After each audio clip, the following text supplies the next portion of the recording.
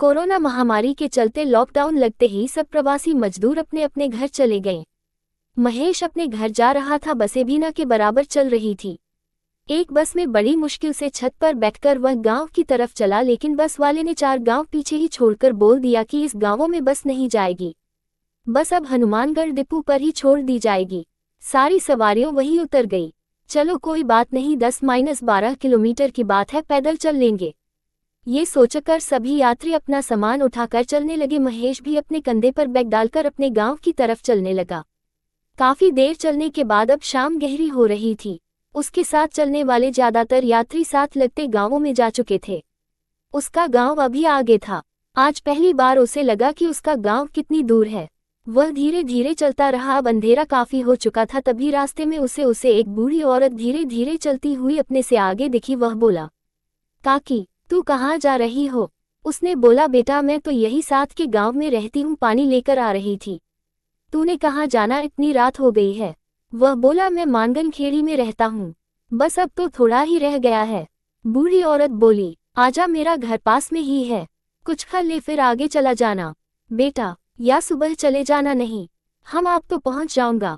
बेटा कुछ खा ले, मेरा घर यहाँ सड़क के साथ ही है। बूढ़ी औरत ने बहुत ही प्यार से कहा। महेश थक भी गया था, उसे भूख प्यास भी लगी थी। प्यार भरे अनुरोध से वह इनकार ना कर सका और उसने कहा, ठीक है काकी।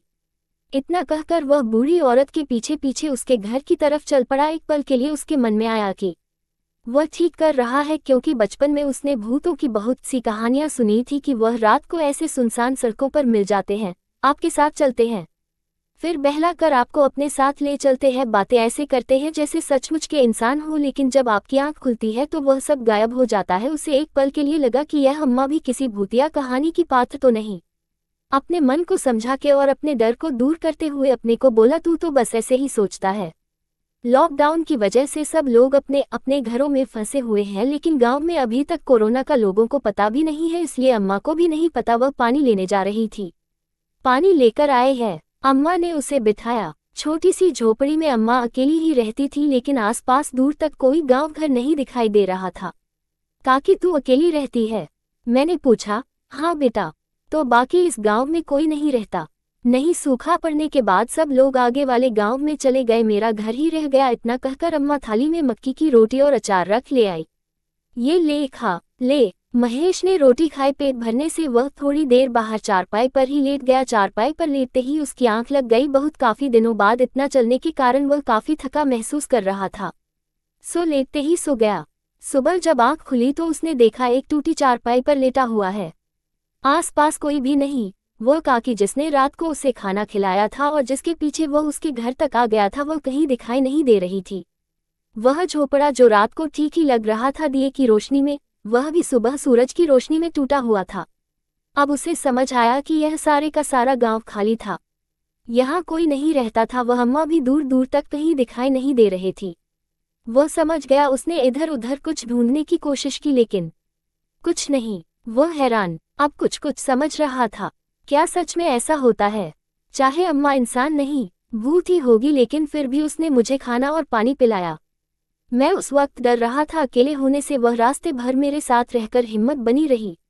दिल ही दिल अम्मा का शुक्रिया किया और अपना बैग उठाकर अपने गांव की तरफ चलने लगा। तभी पानी का घड़ा लिए अम्मा लौट आई। अम्मा? महेश ने हैरानी से पूछा। तू कहाँ गई थी अम्मा?